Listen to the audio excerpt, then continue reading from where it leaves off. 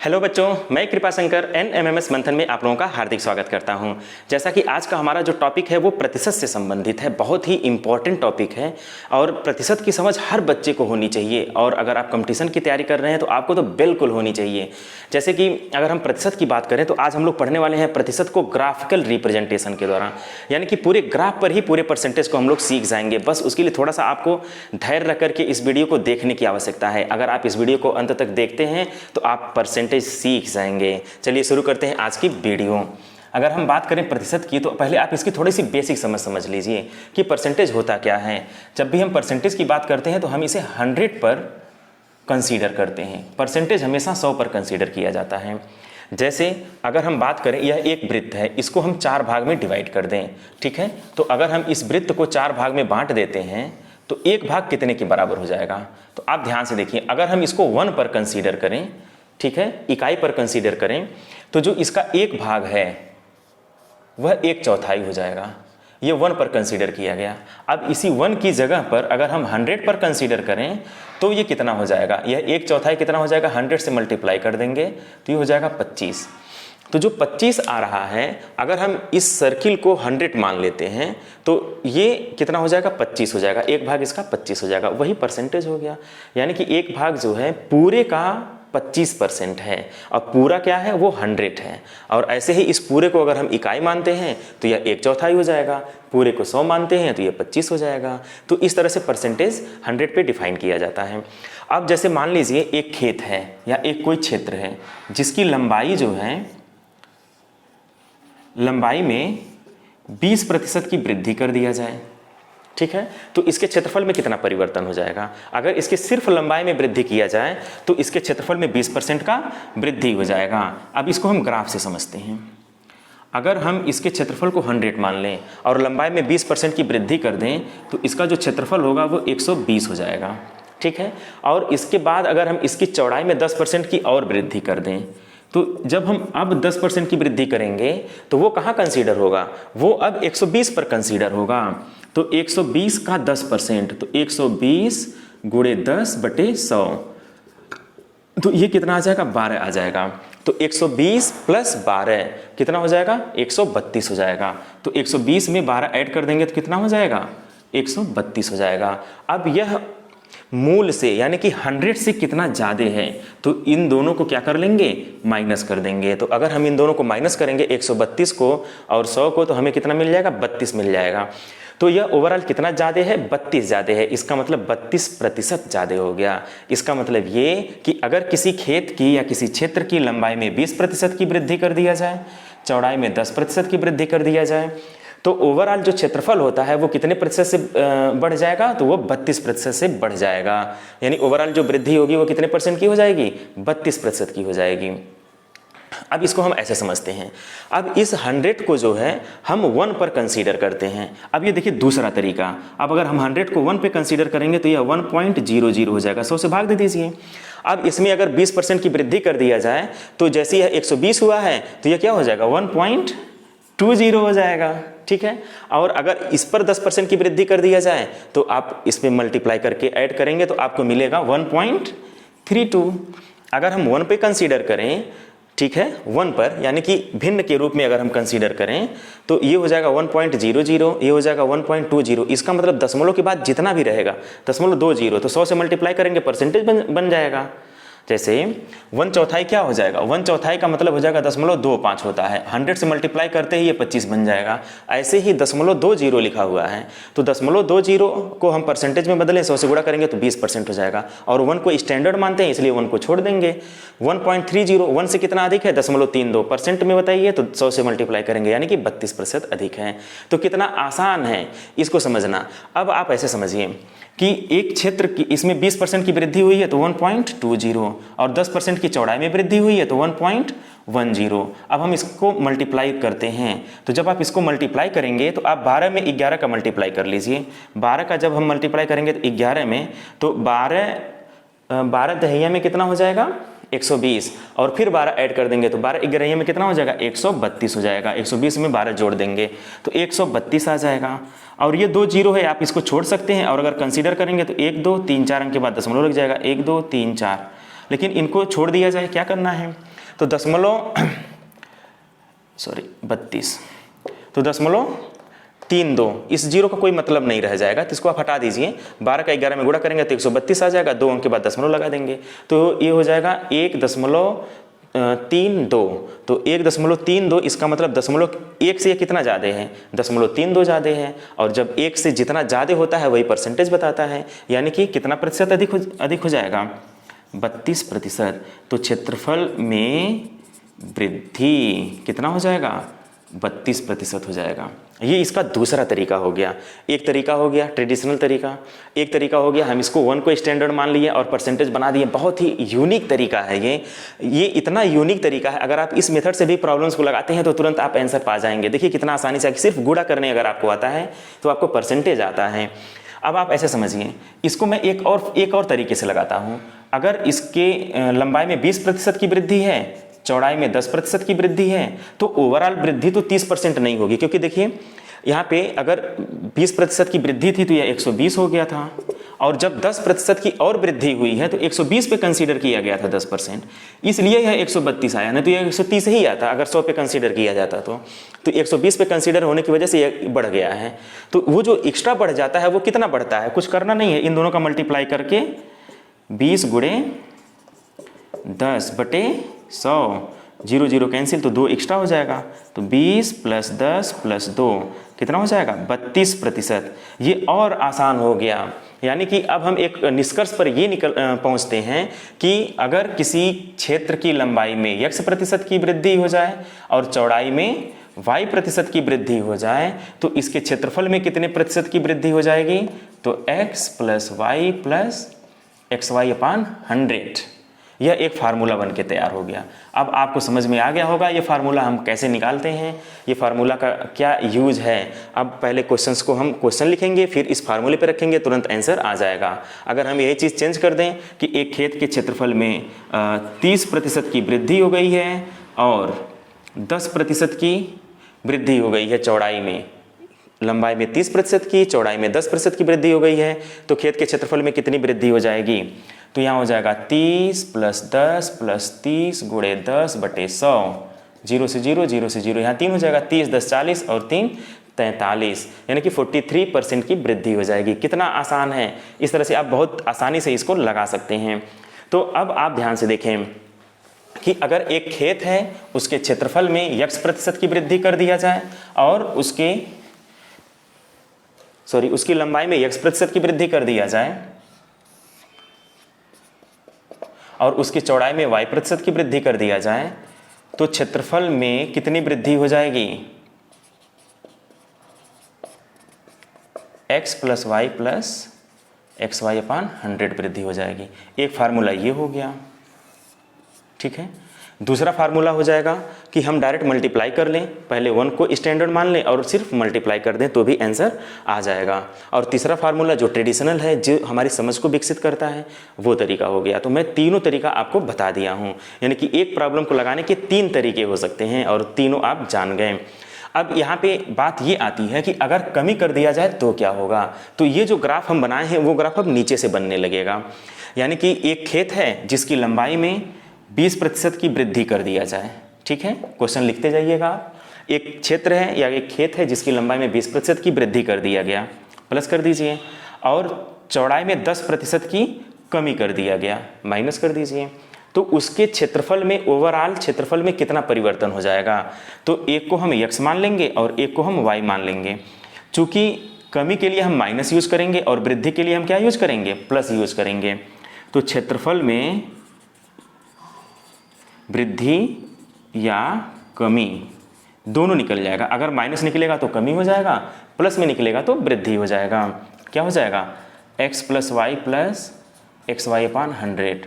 अब यहाँ पे देखिए, चूँकि यह प्लस है तो इसलिए 20 और y निगेटिव है तो इसलिए -10 प्लस।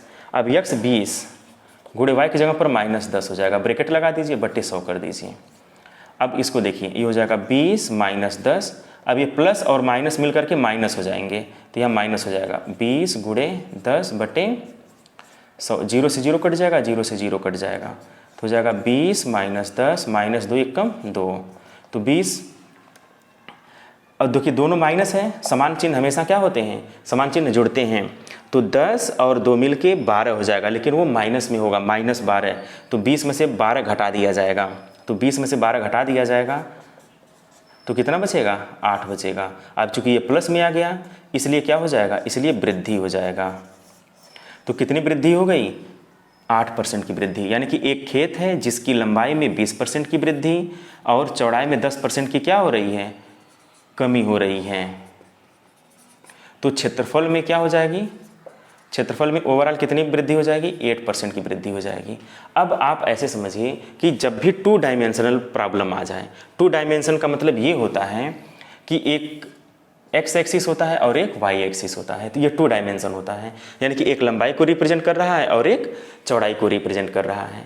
बात समझ में आ गया। अब इसी तरह के प्रॉब्लम्स अगर पूछे जाएं एग्जाम में कि एक त्रिभुज है, ध्यान से देखें, एक त्रिभुज है, त्रिभुज का क्षेत्रफल क्या होता है, त्रिभुज का क्षेत्रफल होता है 1/2 आधार गुणे ऊंचाई। आप समझिए, चूंकि त्रिभुज का क्षेत्रफल होता है 1/2 आधार गुणे ऊंचाई, तो आधार को हम x एक्सिस मान लेते हैं और जो ऊंचाई निकलेगा उसको हम y एक्सिस मान लेते हैं। और सेम प्रॉब्लम को हम कैसे लगाएंगे, अगर यही सेम प्रॉब्लम आ जाए कि एक त्रिभुज जिसके आधार में 10% की वृद्धि कर दिया जाता है, या चलिए 20% की वृद्धि मान लेते हैं, एक त्रिभुज जिसके आधार में 20% की वृद्धि हो गई और उसकी ऊंचाई में 10% की वृद्धि हो गई। ठीक है, आधार में कितनी वृद्धि हो रही है, 20% की वृद्धि हो रही है, और ऊंचाई में कितनी वृद्धि हो रही है, ऊंचाई में 10% की वृद्धि हो रही है। ठीक है, तो ओवरऑल इसके क्षेत्रफल में कितनी वृद्धि हो जाएगी, तो क्षेत्रफल में वृद्धि अगर हम निकालेंगे तो कैसे निकालेंगे, क्षेत्रफल 132 आ जाएगा, यानी कि 32% की वृद्धि हो जाएगी। और इस फार्मूले से अगर हम निकालेंगे तो x + y + xy/100, तब भी कितना हो जाएगा, 20 + 10 + 20 × 10/100। ठीक है, यहाँ पे ऐसे करते हैं, 20 10 30 हो जाएगा, धन 0 से 0 0 से 0 कैंसिल, तो यहाँ 2 मिलेगा, कितना आ जाएगा, 32% की वृद्धि हो जाएगी। यानी कि एक त्रिभुज है जिसके आधार में 20% की वृद्धि, ऊंचाई में 10% की वृद्धि, तो ओवरऑल इसके क्षेत्रफल में कितनी वृद्धि हो जाएगी, तो 32% की वृद्धि हो जाएगी। अगर यही सेम प्रॉब्लम को मैं ऐसे लगाऊं कि आधार में 20% की वृद्धि तो हो रही है, लेकिन ऊंचाई में 10% की कमी हो जा रही है। ठीक है, आधार में 20% की वृद्धि हो रही है और ऊंचाई में 10% की कमी हो जा रही है, तब भी आप यही फार्मूला यूज करेंगे। तो यहाँ पे क्या करेंगे, 20% की वृद्धि 10% की कमी। अब यहाँ पे एक कमी हो रही है तो माइनस है, तो प्लस माइनस माइनस हो जाता है। तो जो चिन्हों का नियम है वो चिन्हों का नियम यहाँ अप्लाई करेंगे। अगर आपको चिन्हों का ज्ञान है तो आप इस प्रॉब्लम को कभी गलत नहीं करेंगे। तो इस तरह के प्रॉब्लम्स को भी आप यहाँ डिस्कस कर लेंगे। अब देखिए कितने तरह के प्रॉब्लम हो गए, 4 तरह के प्रॉब्लम मैंने आपको डिस्कस कर लिया। एक दोनों धनात्मक होता है, एक धनात्मक और एक ऋणात्मक। अब इसमें ऐसे क्वेश्चन पूछे जाते हैं जिसमें दोनों ऋणात्मक हो जाए, तब क्या करेंगे। जैसे ये कहा जाए, यही सेम प्रॉब्लम देखा जाए कि एक त्रिभुज है जिसके आधार में 20% की कमी और ऊंचाई में 10% की कमी हो गई, तब क्या किया जाएगा। तो यहाँ भी माइनस, यहाँ भी माइनस, और ये प्लस है तो ए भी माइनस, ए भी माइनस, माइनस माइनस प्लस हो जाएगा, तो ये प्लस हो जाएगा, और यहाँ प्लस पहले से ही था तो ये प्लस ही रहेगा। अब ऐसे क्वेश्चंस को कैसे लगाया जाएगा ये देखा जाए। तो यहाँ पे क्या हो जाएगा, आधार में 20% की कमी और ऊंचाई में 10% की कमी है। ठीक है, यही प्रॉब्लम है। तो ओवरऑल जो है क्षेत्रफल में कितने % की कमी होगी, तो चूंकि दोनों में कमी हो रही है तो क्षेत्रफल में स्वाभाविक सी बात है कमी ही होगी। तो 20% की कमी, 10% की कमी, धन, चूंकि ये दोनों निगेटिव था तो इसलिए माइनस माइनस मिलके प्लस हो जाएगा, अब बटे 100, तो -20 -10 तो -30 हो जाएगा। देखिए समान चिन्ह हमेशा जुड़ते हैं, हमेशा समान चिन्ह जुड़ते हैं। दोनों माइनस हैं तो माइनस में जुड़ेंगे लेकिन माइनस चिन्ह लगेगा, तो माइनस चिन्ह लग गया। अब ये धन है, माइनस माइनस प्लस हो जाएगा, और ये पहले से प्लस है तो इस पर कोई प्रभाव नहीं पड़ेगा, ये जैसा का वैसा ही रह जाएगा। अब ये 0 से 0 कट जाएगा, ये 0 से 0 कट जाएगा, 2 1 कम 2 + 2। अब -30 + 2 कितना हो जाएगा, देखिए विपरीत चिन्ह घटा देते हैं, तो 30 में से 2 घटा देंगे कितना हो जाएगा, 28, और बड़े अंक का चिन्ह लगाते हैं। तो ये बताइए अब ये आंसर आपका किस में आ गया है, निगेटिव है, यानी कि माइनस में आ गया है। और अगर आंसर माइनस में आ जाए इसका मतलब क्या होता है, कमी होती है। तो क्या हो जाएगा, यहाँ पे कमी हो जाएगा, तो कमी प्रतिशत कितना हो जाएगा, 28% हो जाएगा। अब देखिए कितना आसान हो गया ऐसे प्रॉब्लम्स को लगाना। अब यही सेम प्रॉब्लम अगर रहे कि एक आयताकार खेत है जिसकी लंबाई में 20% की कमी और चौड़ाई में 10% की कमी हो रही है, तो इसके क्षेत्रफल में कितनी कमी हो जाएगी। तो आप ऐसे इस प्रॉब्लम को लगा सकते हैं। बस आपको केवल चिन्हों का नॉलेज रहे तो आप इसको बहुत ही ईजी वे में लगा सकते हैं। अब इसको अगर एक और रूप में हम इसको देखना चाहें तो हम ऐसे भी लिख सकते हैं plus minus x plus minus y. देखो अगर दोनों प्लस है तब तो ये प्लस होगा, दोनों माइनस है तब भी ये प्लस होगा। ठीक है, प्लस एक्स वाई अपान 100, ये फार्मूला बन गया। दोनों प्लस है तो प्लस, दोनों माइनस है तो प्लस। अगर हाँ इन दोनों में से कोई एक ये माइनस और ये प्लस, तो यहाँ का चिन्ह बदल जाएगा। तो ये चीज़ थोड़ा सा ध्यान रखिएगा। तो यहाँ भी हम प्लस माइनस कर दे रहे हैं, चिन्हों के हिसाब से यहाँ पे वैल्यू सेट कर दीजिएगा। तो क्षेत्रफल में वृद्धि, क्षेत्रफल में कमी, ये सारी चीज़ें निकल करके आ जाएंगी। तो बहुत ही यूनिक फार्मूला है। इस फार्मूले की मदद से आप बहुत सारे प्रॉब्लम्स को लगा सकते हैं। इसमें मैं एक फार्मूला और आपको मैंने बताया था, वो ये कि इसको हम 1 स्टैंडर्ड मान लें, 1 को स्टैंडर्ड मान लें तो सिर्फ मल्टीप्लाई करना होता है। इस पर बेस्ड प्रॉब्लम को मैं लास्ट में बताऊंगा कि कैसे आप और आसानी से लगा सकते हैं। लेकिन पहले आप इस सूत्र की जो है अच्छे से प्रैक्टिस कर लीजिए। ठीक है, अब नेक्स्ट क्वेश्चन इसके अलावा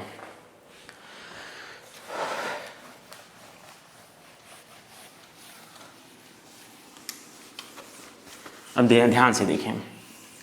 जैसे एक और तरह का प्रॉब्लम, जैसे राम की आय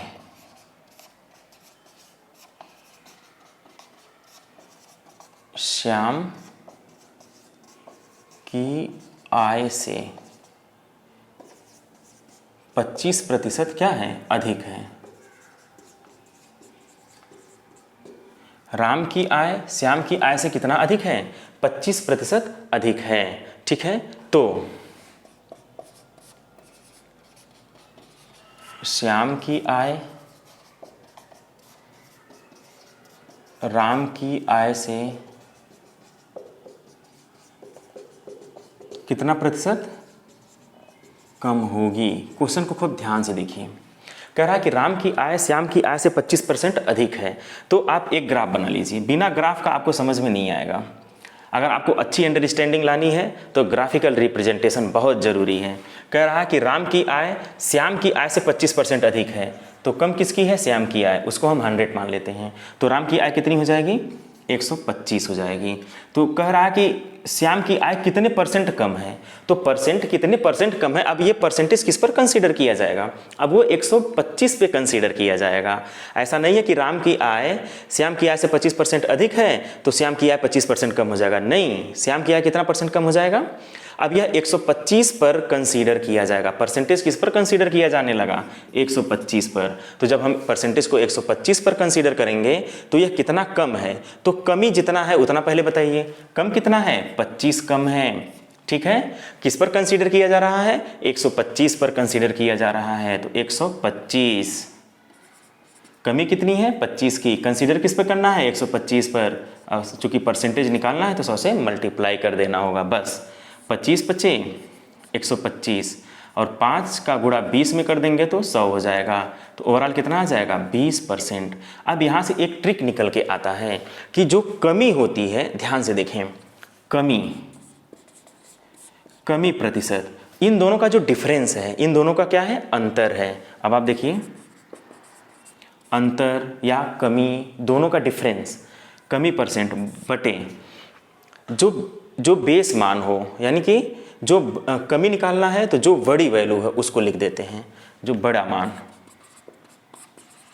मान, बस इसमें निकाल, इस फार्मूले में रखना, तुरंत आंसर आ जाएगा। अंतर कितना है भाई, 125 और 100 का अंतर कितना है, कमी परसेंट निकालना है तो अंतर कितना है, 25 का। अब 100 और 125 में बड़ा मान कौन सा है, 125 का। 100 से मल्टीप्लाई कर देना है, गुणे 100। तो 25 बचे 125, 5 20 100, तो कितना आ जाएगा, 20%। तो कमी निकल गई। ऐसे ही अगर हमें वृद्धि निकालना होता तब, क्योंकि इस प्रॉब्लम में तो वृद्धि नहीं हो रहा है, बट अगर हमें वृद्धि परसेंट निकालना होता तो अंतर तो रहता ही, अंतर रहता। चूंकि अधिक मान निकालना है तो कम से भाग देंगे तभी तो ज़्यादा आएगा। कभी भी कम से भाग देते हैं तो यानी कि कम मान, बड़ा मान हो गया छोटा मान, छोटी वैल्यू, छोटा मान गुणे 100। बहुत ही कारगर फार्मूला है। अगर आप इस फार्मूले का यूज़ करते हैं तो बहुत सारे प्रॉब्लम ऐसे ही लग जाते हैं।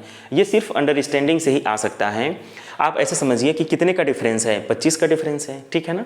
और कह रहा है कि कितना कितना प्रतिशत कम है, तो चूंकि हमें कम ही निकालना है तो हम बड़े वाली वैल्यू से भाग दे देंगे। और बड़े वाली वैल्यू से इसलिए भी भाग देंगे क्योंकि हमें 125 पे निकालना है, तो जिस वैल्यू पर निकालना होता है उसी से भाग देते हैं। नियम तो यही है कि जिस पर आपको परसेंटेज बताना है, जिस वैल्यू पर, उसी से आप भाग दे देते हैं। तो 125 पे बताना है तो 125 से ही भाग दिया जाएगा।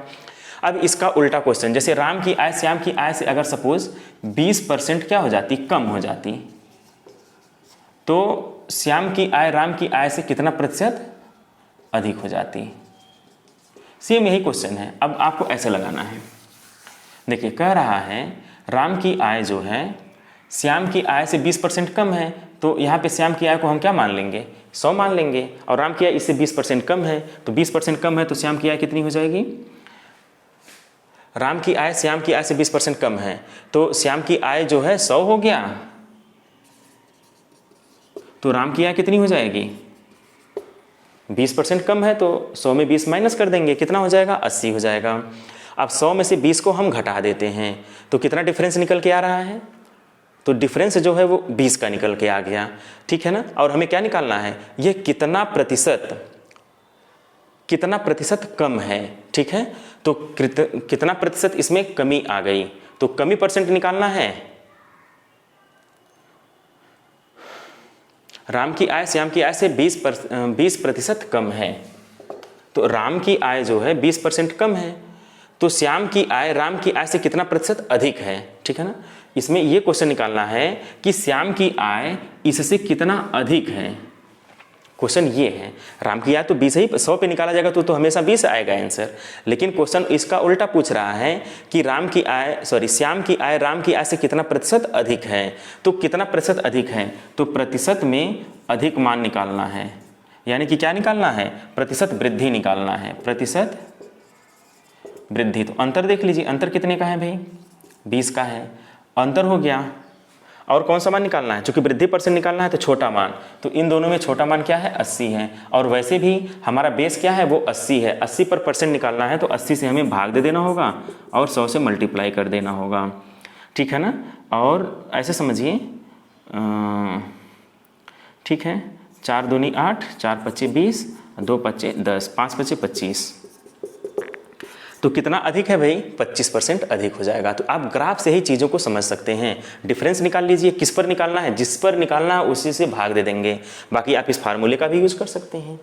2 तरीका है भाई, इसका डिफरेंस निकाल लीजिए और कितना डिफरेंस आ रहा है उसको ऊपर लिख दीजिए। किस पर निकालना है, जिस पर आपको निकालना है उससे आप डिवाइड कर दीजिए और 100 से मल्टीप्लाई कर दीजिए, आंसर आ जाएगा।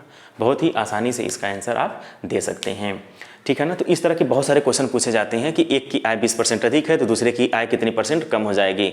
अक्सर आंसर में बच्चे वही आंसर लगा के चले आते हैं कि भाई 20% अधिक है तो 20% कम हो जाएगी, लेकिन ऐसा नहीं होता है। जैसे श्याम की आय या राम की आय श्याम की आय से 20% कम थी, तो ये इसका कितने % ज़्यादा हो गया। अब परसेंटेज क्या हो गया, ये 80 है, अब यहाँ पे अगर ये 100 होता तो कितना होता, अगर 80 100 होता तो ये 125 हो जाता, यानी कि 25% अधिक हो जाता, ठीक है ना। चलिए नेक्स्ट, अगर हम अगले क्वेश्चन की बात करें, जैसे चीनी के मूल्य में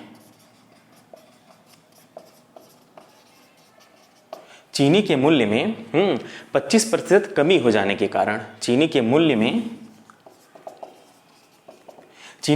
25% कमी होने के कारण,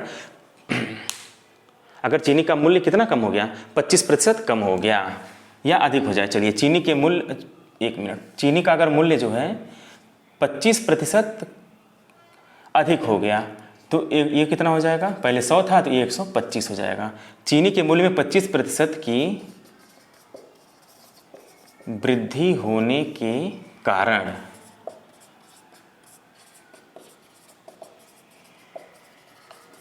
कोई व्यक्ति, चूंकि चीनी का मूल्य बढ़ चुका है, 25% ज़्यादा हो गया है, तो कोई व्यक्ति खपत को क्या करेगा, कम करेगा।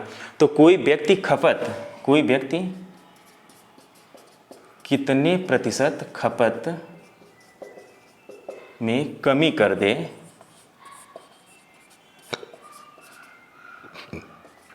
ताकि खर्चे में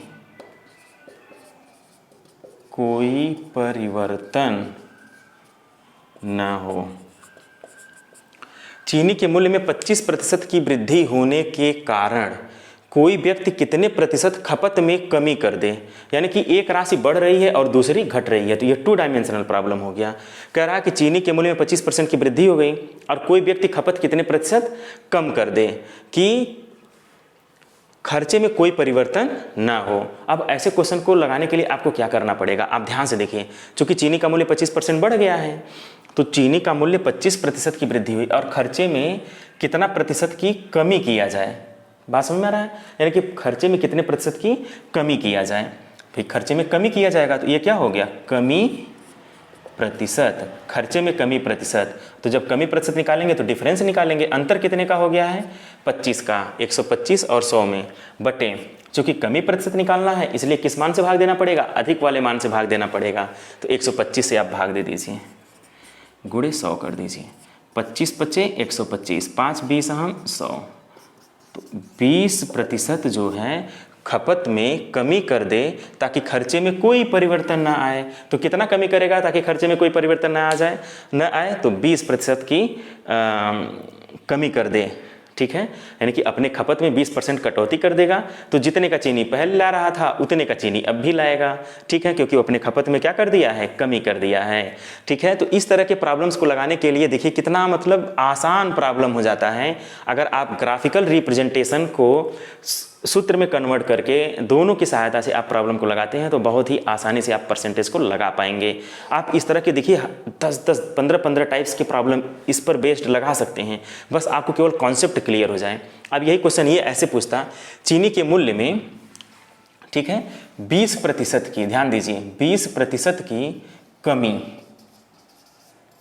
कमी होने के कारण, अब चूंकि चीनी का मूल्य कम हो गया तो कोई व्यक्ति कितने प्रतिशत खपत में वृद्धि कर दे। भाई सीधी सी बात है, चीनी का मूल्य गिर गया है तो चलो ठीक है, चीनी का मूल्य गिर गया है तो ज़्यादा चीनी खाते हैं, यानी कि खपत क्या कर देगा, बढ़ा देगा, चूंकि पैसे उतने ही खर्च करने हैं, खर्चे में कोई परिवर्तन नहीं करना है। जैसे 100 रुपये की चीनी आ रही है तो 100 रुपये की चीनी आएगी, अगर चीनी का दाम बढ़ गया है तो कम चीनी आएगी, चीनी का दाम घट गया है तो ज़्यादा चीनी आएगी। चीनी के लिए खर्चा बराबर रखना है, बस उसी तरह का प्रॉब्लम है।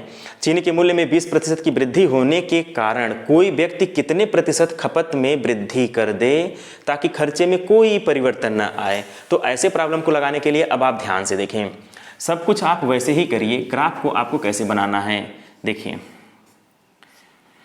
चीनी के मूल्य में 20% की कमी हो गई, तो चीनी के मूल्य में मान लीजिए चीनी का मूल्य 100 रुपये था, 20% की कमी हो गई तो कितना हो गया, 80 हो गया। चीनी का मूल्य इस समय कितना हो गया है, 80 हो गया है। कह रहा कोई व्यक्ति कितने प्रतिशत खपत में वृद्धि कर दे, तो खपत में वृद्धि, तो वृद्धि परसेंट निकालना है। कोई व्यक्ति कितने प्रतिशत की वृद्धि कर दे ताकि खर्चा जो है वो अपरिवर्तित रहे, तो अंतर निकाल लीजिए। अंतर क्या है इन दोनों का, अंतर जो है 20 का है, ठीक है, और इन दोनों में कम मान क्या है, 80 है, यानी कि जिस पर निकालना है तो 80 पे निकालना भी है तो 80 से आप भाग दे दीजिए, गुणे 100 कर दीजिए। तो 20 चौक 80, 4 25 सही है में 100, तो 25% की वृद्धि कर देगा। क्या कर देगा, खपत में 25% उसका बढ़ोतरी हो जाएगा। तो ऐसे प्रॉब्लम को लगाने के लिए आप बहुत ही आसानी से क्वेश्चन को लगा सकते हैं, कहीं आपको कोई समस्या नहीं आएगी। तो इस तरह से हमने डिस्कस किया कि जैसे कोई त्रिभुज हो, ठीक है, या फिर कोई आयताकार खेत हो, उस पर संबंधित कैसे प्रॉब्लम को लगाते हैं, ठीक है, उसको भी मैंने ग्राफिकली रिप्रेजेंट किया, और इस तरह के भी प्रॉब्लम्स को मैंने ग्राफिकली रिप्रेजेंट करके आपको बता दिया है। अब एक और इस पर जो है, जैसे एक त्रिभुज है, ध्यान से देखें, ऐसे समझिए, एक त्रिभुज है। अब एक त्रिभुज की आधार में 20% की वृद्धि कर दिया जाए, आधार में 25% की क्या कर दिया जाए, वृद्धि कर दिया जाए, तो ऊंचाई में कितने प्रतिशत की कमी कर दिया जाएगा। ऊंचाई ये है, ऊंचाई में कितने प्रतिशत की कमी कर दिया जाए कि क्षेत्रफल में परिवर्तन न हो, क्षेत्रफल में परिवर्तन न हो, मतलब आधार बढ़ा दिया गया, ऊंचाई घटा दिया गया, क्षेत्रफल में परिवर्तन नहीं हो रहा है। तो जब क्षेत्रफल में परिवर्तन नहीं हो, ठीक है ना, खर्चे में परिवर्तन ना हो, ठीक है, इस तरह के जितने भी प्रॉब्लम आते हैं, भाई ये 25% बढ़ा दिया गया, ऊंचाई कितने प्रतिशत कम किया जाए, तो कमी प्रतिशत पूछ रहा है। तो कमी प्रतिशत, अब ये 25% बढ़ा दिया गया, तुरंत आप ऐसे खींचिए, एक ग्राफ बनाइए, 25% की वृद्धि हो गई, पहले 100 था, अब ये 125 हो गया। अब कह रहा खपत में कोई परिवर्तन नहीं है, यानी कि फिर हमें 100 पे ही आना है। तो ऐसे सिचुएशन, ऐसे प्रॉब्लम को लगाने के लिए डिफरेंस देख लेते हैं। तो डिफरेंस कितना है, 25 है, ठीक है। और इन दोनों में अधिक मान क्या है, चूंकि कमी निकालना है तो बड़े वाले मान से भाग दे देंगे, सिंपल सी बात है। कमी निकालना है तो बड़ा मान, वृद्धि निकालना है तो छोटा मान गुणे 100, कुछ करना नहीं है आपको। 25 पचे 125, 5 20 हम 100, तो 20% की कमी करना पड़ेगा। अगर आधार में 25% अगर हम आधार को बढ़ाते हैं तो ऊंचाई को कितना कम करना पड़ेगा, 20% कम करना पड़ेगा। इसके अलावा अगर हम ऐसे क्वेश्चन कहें कि इसमें 20% की कमी कर दिया गया तो ऊंचाई में कितने प्रतिशत की वृद्धि करना पड़ेगा, तो इसका क्षेत्रफल न परिवर्तित हो, ठीक है। ये चीज़ हम कहाँ पे अप्लाई कर सकते हैं, आयताकार खेत के लिए अप्लाई कर सकते हैं। एक आयताकार खेत है, इसकी लंबाई में हम कितना वृद्धि कर रहे हैं, इसकी लंबाई में हम 20% की कमी कर रहे हैं। लंबाई में 20% की कमी कर दिए तो चौड़ाई में कितने प्रतिशत की वृद्धि करेंगे, कितने प्रतिशत की वृद्धि करेंगे कि इसके क्षेत्रफल में परिवर्तन न हो। तो ऐसे सिचुएशन में या ऐसे क्वेश्चन को लगाने के लिए, चूंकि लंबाई में 20% की कमी कर दिया गया, क्षेत्रफल पहले 100 मान लीजिए, अब लंबाई में 20% की कमी कर दिया गया तो जो क्षेत्रफल है वो क्या हो जाएगा, 20% के हिसाब से कम हो जाएगा। अब कह रहा है कि क्षेत्रफल फिर वही रहे, क्षेत्रफल में कोई परिवर्तन न हो, चौड़ाई में कितना वृद्धि कर दिया जाए। तो चौड़ाई में वृद्धि कर दिया जाए तो यानी कि ये डिफरेंस कितने का है, डिफरेंस 20 का है। और वृद्धि चूंकि कितना वृद्धि हो जाएगी तो यानी कम वाले मान से भाग दे देंगे, गुणे 100 कर देंगे, तो ये हो जाएगा 20 चौक 80, 4 25 अहिया में 100, कितना आ जाएगा 25%। देखिए कितने तरह के प्रॉब्लम्स को हम लोग ऐसे ही एकदम मतलब देखते ही आंसर कर पा रहे हैं। हम यहाँ पे एक चीज़ कॉमन रख रहे हैं, 20 और 25। अब आप ये समझ गए होंगे कि हम ऐसा क्यों कर रहे हैं। भाई कम समय में ज़्यादा प्रॉब्लम को अगर हमें डिस्कस करना है तो एक क्वांटिटी को हम फिक्स कर ले रहे हैं और आसानी से क्वेश्चन के वेरिएशन को हम केवल बढ़ाते जा रहे हैं। जैसे बहुत सारे प्रॉब्लम्स को एक साथ हम आपको बता पा रहे हैं। देखिए कितने तरह के प्रॉब्लम हम लोगों ने डिस्कस कर लिया, इतने कम समय में इतने तरह के प्रॉब्लम। आप यूँ कहिए कि जितने तरह के प्रॉब्लम्स थे लगभग सब तरह के प्रॉब्लम डिस्कस हो गए। वो चाहे सूत्र के माध्यम से लगाइए, चाहे आप ट्रिक के माध्यम से लगाइए, चाहे आप ग्राफिकल रिप्रेजेंटेशन के माध्यम से लगाइए, तीनों तरीका बिल्कुल एक ही तरह से और इक्वली टाइम ले रहा है। आपको जो भी मेथड समझ में आए आप उस तरीके से लगाइए, लेकिन आपको सारे मेथड समझ में आना चाहिए, ठीक है। अब अगर हम बात करें इसको हम इस फार्मूले से लगाएं तो कैसे लगाएंगे, x + y + xy/100 से अगर हमें यही क्वेश्चन लगाना है तो चूंकि क्षेत्रफल में कोई परिवर्तन नहीं हो रहा है तो क्षेत्रफल में परिवर्तन 0 हो गया। और इसमें कितना परसेंट की वृद्धि हो रही, इसमें 20% की कमी हो रही है। लंबाई में 20% की कमी हो रही है तो -20, चौड़ाई में नहीं कुछ पता है तो +y। अब लंबाई -20 करेंगे तो ये माइनस हो जाएगा 20y/100। अब इसको देखिए या क्या करेंगे, बराबर 0। अब यहाँ पे ऐसा करिए, इन दोनों को इधर लाइए, माइनस वालों को इधर लेते आइए, या फिर आप ऐसे रहने दिए, -20 को इधर लाएंगे तो +20 हो जाएगा। अब ये देखिए 100y - y तो कितना हो जाएगा 80y। 100y में से 20y निकाल दीजिए, 80y/100, ठीक है। अब एक 0 से एक 0 कट जाएगा। अब ये यहाँ चला जाएगा, 10 का गुणा 20 में होगा तो हो जाएगा आपका 200 = 8y। और 25/200 होता है तो 25 आ जाएगा। तो y का मान कितना आ जाएगा, 25 आ जाएगा। इसका y का मान 25 और ये प्लस में आ रहा है, इसका मतलब 25% की वृद्धि हो जाएगी। तो आप देखिए आप इस सूत्र से भी लगा सकते हैं, यानी कि किसी भी तरीके से आप प्रॉब्लम को लगाना चाहें तो आप बिल्कुल प्रॉब्लम को लगा सकते हैं। बहुत ही आसान हो गया।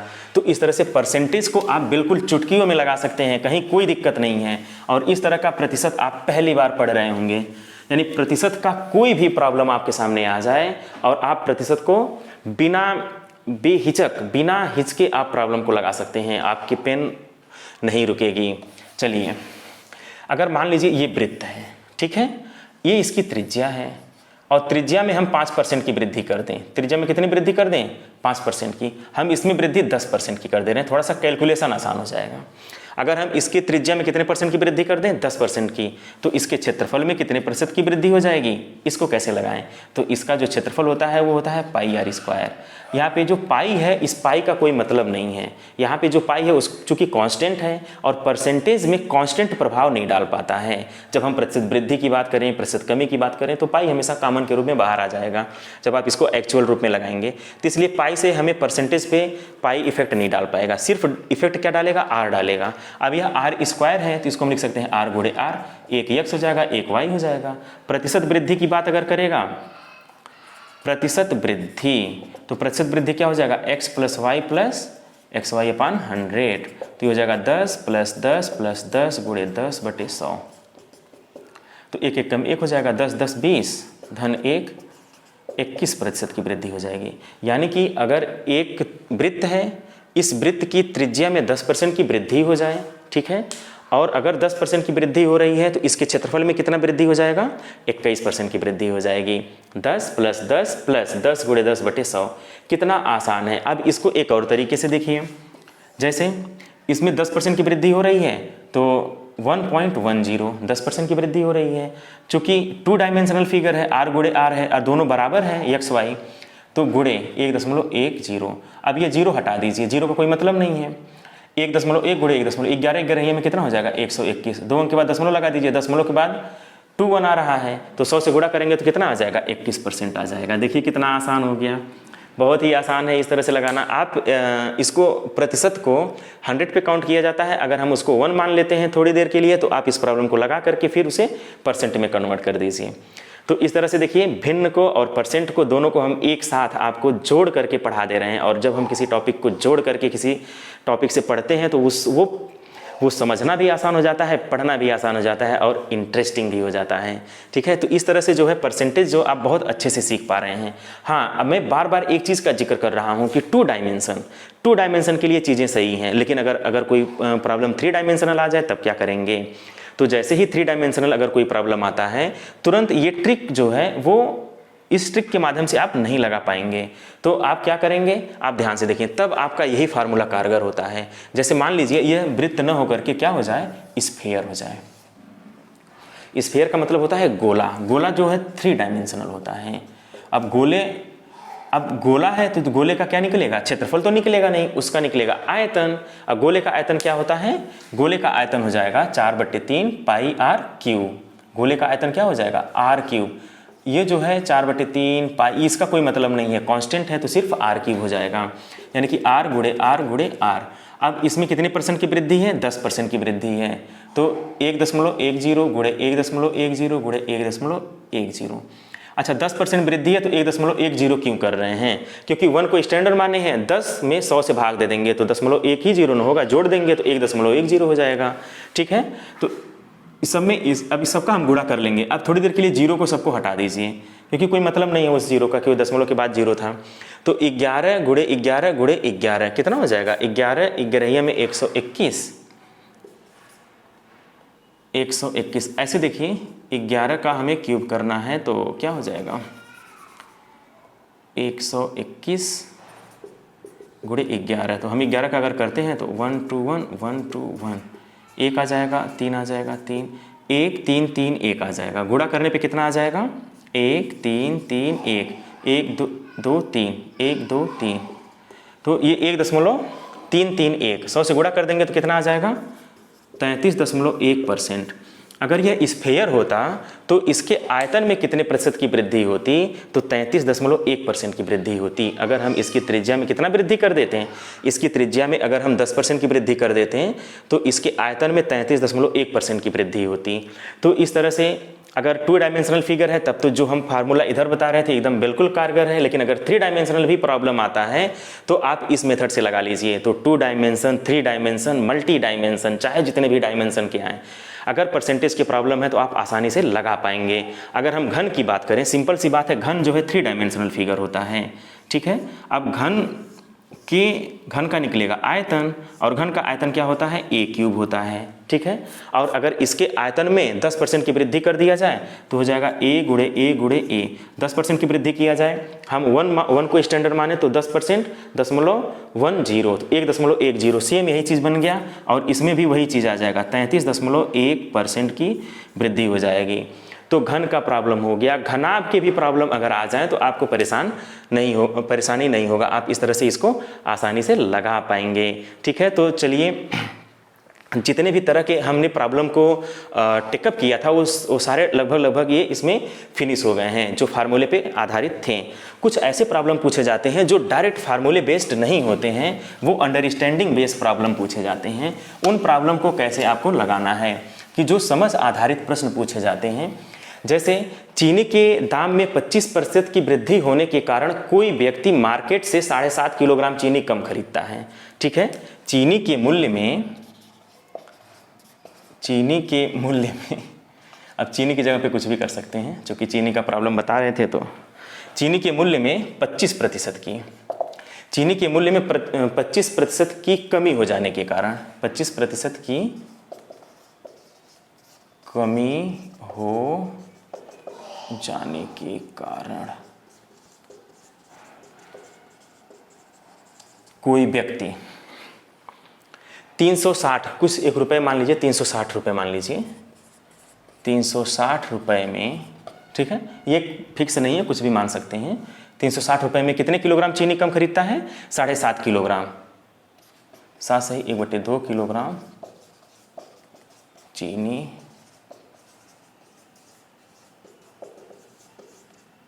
चीनी कम खरीदता है। तो 360 रुपये में 7.5 किलोग्राम चीनी कम खरीदता है।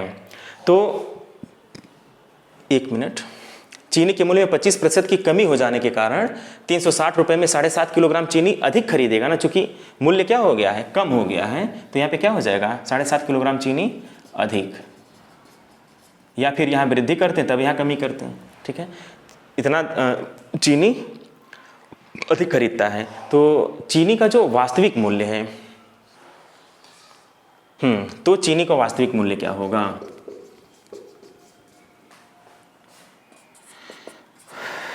वास्तविक, ऐसे प्रॉब्लम अगर पूछ लिए जाते हैं तो क्या, कैसे हम इस प्रॉब्लम को लगाते हैं। कह रहा चीनी के मूल्य में 25% की कमी हो जाने के कारण, ठीक है, कोई व्यक्ति 360 रुपये में 7.5 किलोग्राम चीनी अधिक खरीदता है, ठीक है। तो चीनी का वास्तविक मूल्य क्या होगा, चीनी का वास्तविक मूल्य क्या होगा। तो चीनी का वास्तविक मूल्य आप मान लीजिए, माना चीनी का वास्तविक मूल्य क्या होगा, x रुपये होगा। तो जब हम इसको हल करेंगे तो हम हल ऐसे करेंगे, माना चीनी का वास्तविक मूल्य कितना हो जाएगा, x रुपये हो जाएगा। अब ये कह रहा है कि 360 रुपये में, अब x रुपये इसका वास्तविक मूल्य हो गया, तो 360 रुपये लिया तो कितने किलोग्राम चीनी होगा, तो x से क्या कर देंगे, भाग दे देंगे, ठीक है, 360 में x से और घटा देंगे। ये अंतर है, ये क्या है, अंतर है, डिफरेंस है। अब कह रहा है कि 25% चीनी का मूल्य कम हो गया, तो चीनी का मूल्य हमने x माना था, अब इसमें 25% कम हो गया, तो 360 रुपये में ज़्यादा चीनी खरीदेगा ना, तो x 25% कम हो गया, यानी कि चीनी का मूल्य कितना लग रहा है, कम तो 25 हुआ है, लगेगा कितना, 75 लगेगा, तो x का 75%। अब ये जो डिफरेंस आएगा, चूंकि ये ज़्यादा होगा ये कम होगा, तो इसमें से इसका जो डिफरेंस आएगा, तो वो कह रहा है कि वो 7.5 किलोग्राम है। 7 दूनी 14, 15/2 है, 15/2। आप जैसे ही इस समीकरण को हल करते हैं तुरंत x का मान आ जाएगा, तो जाएगा 360/x। ये अंतर है, यानी कि ये बड़ा है ये छोटा है, तो बड़े में से छोटा घटाते हैं तो वह माइनस की ही तरह से होता है, अंतर जो है वो माइनस ही होता है। अभी हो जाएगा 360/x गुणे 75/100, तो बटे 100 है तो इसका गुणा कहाँ कर देंगे, ऊपर कर देंगे, तो 25 तियाँ 75, 25 चौके 100, ठीक है, 15/2। अब इस इक्वेशन को हम सॉल्व कर लेंगे, कितना आ जाएगा, ध्यान से देखें, 360 ये 3x हो जाएगा, इसमें से इसको घटा दीजिए, तो हम इसको ऐसे लिख दे रहे हैं 360 गुणे 4/3x माइनस 360/x बराबर 15/2, तो 360/x कामन हो जाएगा, 360/x कामन हो जाएगा, तो हो जाएगा 4/3 -1 बराबर 15/2। 3 एकम 3, 4 में से 3 जाएगा, 1/3 आ जाएगा। 1/3 360/x गुणे 1/3 बराबर 15/2। अब ये 3 यहाँ चला जाएगा, ऊपर चला जाएगा, ठीक है। तो ये हो जाएगा 360/x बराबर 3 का गुणा ऊपर कर देंगे तो 15 3 45/2 हो जाएगा, ठीक है। अब x का मान निकालना है तो तिर्यक गुणा कर लीजिए। 45x बराबर 360 का 2 में गुणा कर देंगे, 2 गुणे 360, तो x बराबर क्या आ जाएगा, 2 गुणे 360/45, ठीक है। अब इसको आप डिवाइड कर लीजिए। 5 9 45, 5 5 7 35, 1 36, 5 दूनी 10, ठीक है ना। 9 8 72, 8 दूनी 16, तो x बराबर कितना आ गया, 16। तो चीनी का वास्तविक मूल्य कितना हो गया, 16 रुपये पर किलोग्राम। चीनी का वास्तविक मूल्य कितना आ जाएगा, 16 रुपये पर किलोग्राम चीनी का वास्तविक मूल्य हो जाएगा। तो इस तरह के भी क्वेश्चंस को अगर हमें लगाना हो तो बहुत ही आसान है। जैसे 360 रुपये है और चीनी का वास्तविक मूल्य x है, तो 360 में 1 से भाग दे दीजिए। अब कह रहा है कि मूल्य कम बेसी हो गया है, तो 360 में अगर चीनी का दाम घट गया है तो ज़्यादा मिल जाएगा, चीनी का दाम बढ़ गया है तो कम मिल जाएगा, इसीलिए इसका डिफरेंस निकालते हैं, बड़े में से छोटा घटा देते हैं, ठीक है। और घटाने के बाद जो है जो आंसर आ जाएगा वो चीनी का वास्तविक मूल्य हो जाएगा। तो इस तरह के भी प्रॉब्लम पूछ लिए जाते हैं। या फिर अब देखिए छोटे छोटे प्रॉब्लम पूछे जाते हैं, जैसे अगर आपसे कह दें कि 20 का 40% कितना होगा, तो ऐसे प्रॉब्लम को लगाने के लिए क्या करेंगे, 20 गुणे 40/100 कर देंगे, 0 से 0 काट देंगे, 8 हो जाएगा। ऐसे 30 का 70% कितना हो जाएगा, तो 7 3 21, 30 का 70% कितना हो जाएगा, 21 हो जाएगा, ठीक है ना। 50 का 30% कितना हो जाएगा, तो 5 3 15, 15 हो जाएगा। सिर्फ अंकों का गुणा कर लेते हैं, देखिए कितना आसान है। जैसे 20 का 40%, तो 20 गुणे 40/100, तो 4 दूनी 8। ऐसे 30 का 70%, तो 7 3 21, जैसे 4 दूनी 8 किए हैं वैसे 7 3 21 कर देंगे। देखिए कितना आसान है। तो आप पहले प्रॉब्लम को देखिए, उसके बाद आप लगाने की कोशिश करिए, और लगाने के बाद आप उसमें ढूंढिए कि क्या मैं इसको और आसान कर पाऊंगा। अगर आप कहीं से कोरिलेट कर पा रहे हैं, जोड़ पा रहे हैं, जोड़ के पढ़ रहे हैं, तो उस प्रॉब्लम को आप आसान कर लेंगे। तो प्रतिशत के जितने भी तरह के प्रॉब्लम्स बन सकते थे मैंने लगभग सारे प्रॉब्लम को डिस्कस कर दिया है, और बहुत ही यूनिक तरीके से डिस्कस किया है। अगर आपको हमारी वीडियोज़ अच्छी लगी हो तो हमारी वीडियो को आप लाइक करिएगा, ठीक है, और चैनल को सब्सक्राइब अवश्य करिएगा, तथा बेल आइकन को प्रेस करना नहीं भूलना है। अगर आप बेल आइकन को प्रेस करते हैं तो हमारी इस तरह की जितनी भी वीडियोज़ होंगी आपको मिलती जाएंगी समय से, ठीक है। Okay, thank you.